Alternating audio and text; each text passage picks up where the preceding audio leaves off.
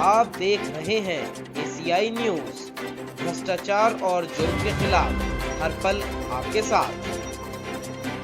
नमस्कार, मैं हूं मोन्टू राजा, एंटी करप्शन इंडिया से। स्वागत है आपका। लिंक पे क्लिक करते ही आपका अकाउंट हो जाएगा खाली। जी हाँ, जैसे जैसे देश के अंदर तकनीक बढ़ रही है वैसे वैसे उसका सकारात्मक और नकारात्मक भी प्रभाव पड़ता है।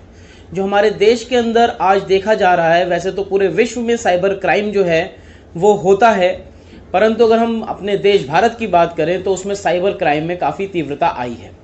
इसके कई कारण हैं। जो पढ़े लिखे हमारे देश के युवक हैं वो बेरोजगार हैं, क्योंकि उनके पास तकनीकी जानकारी है, जिसके चलते वो साइबर क्राइम की वारदात को अंजाम देते हैं। इसमें तरह तरह की जो कैटेगरीज हैं वो शामिल हैं। एक तरह से कई लेवल पे जाके ये जो ऑनलाइन साइबर क्राइम है इसको किया जाता है, और लोगों के या तो इम्पॉर्टेंट जो दस्तावेज होते हैं मोबाइल में, या किसी तरह के पासवर्ड और वगैरह वगैरह जो इस तरह की चीज़ें होती हैं, उसको जो अपराध कर रहा है साइबर का बैठा हुआ वो आपसे ले लेता है, या फिर आपकी बैंक डिटेल्स उसके पास चली जाती हैं, जिसके बाद वो आपके बैंक अकाउंट से पैसे गायब कर देता है। तो तमाम ऐसे मैसेजेस आते हैं हमारे पास, तमाम ऐसे ईमेल्स आते हैं, फ़ोन कॉल्स आते हैं।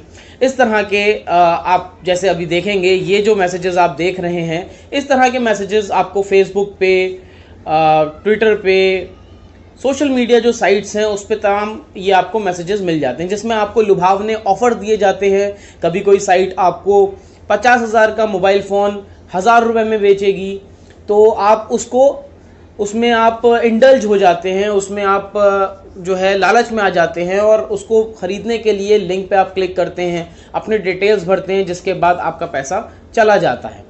या फिर आपके पास कोई ऐसे लॉटरी के मैसेजेस आते हैं, या तमाम ऐसे ऑफ़र आते हैं। अब आज जो है, आज के समय में रिसेंटली मैं कुछ समय एक डेढ़ महीने की अगर मैं बात करूं, तो एक जैसे हम ट्रांजैक्शन करते हैं, ऑनलाइन ट्रांजैक्शन होती है, कोई हमारे बैंक अकाउंट में अमाउंट जो है वो क्रेडिट होता है, हमारे पास एक मैसेज आता है।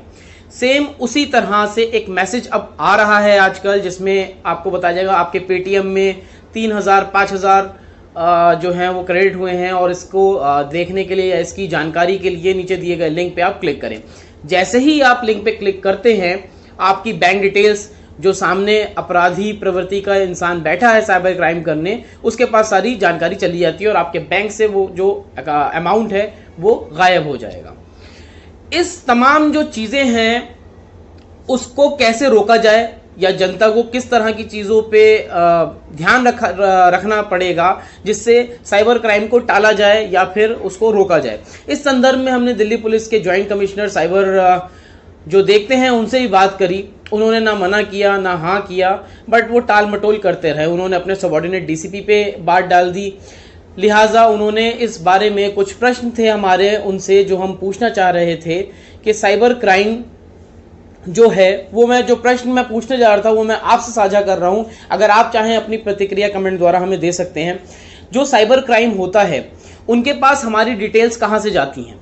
उनके पास हमारा ईमेल एड्रेस, हमारा फ़ोन नंबर, इस तरह की जो चीज़ें हैं उनके पास वो कहां से पहुंचती हैं? ये एक बहुत बड़ा प्रश्न है। दूसरी चीज़, जब साइबर क्राइम होता है उसके बाद जो गतिविधि होती है, पुलिस कितने लोगों को पकड़ पाती है? क्योंकि देश के अलग अलग राज्यों में तमाम ये जो नौजवान हैं इस तरह की जो घटना है, जो साइबर क्राइम है, उसको अंजाम दे रहे हैं, और इसमें अब तीव्रता आ रही है, क्योंकि जो हमारे देश का यूथ है वो तकनीकी तौर पे आगे बढ़ रहा है, वो पढ़ा लिखा है, लेकिन नौकरियां नहीं हैं।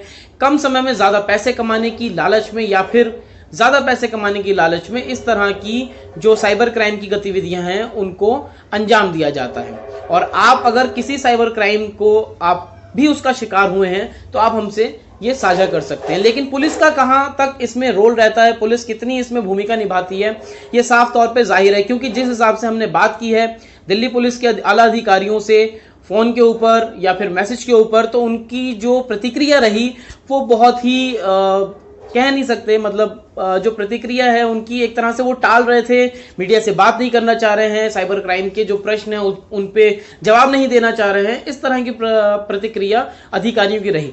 तो आप सोचिए, जब एक मीडियाकर्मी बात कर रहा है एक अधिकारी से और जनता के लिए वो एक मैसेज चाह रहा है और जानकारी साझा करवाना चाह रहा है जनता के पास कि किस तरह जनता जो है वो बच सकती है इन सब जो साइबर क्राइम हो रहा है।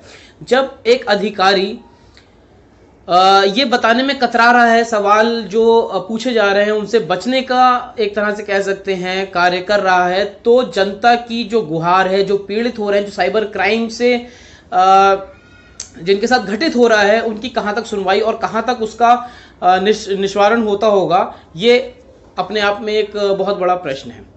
आपकी क्या है राय?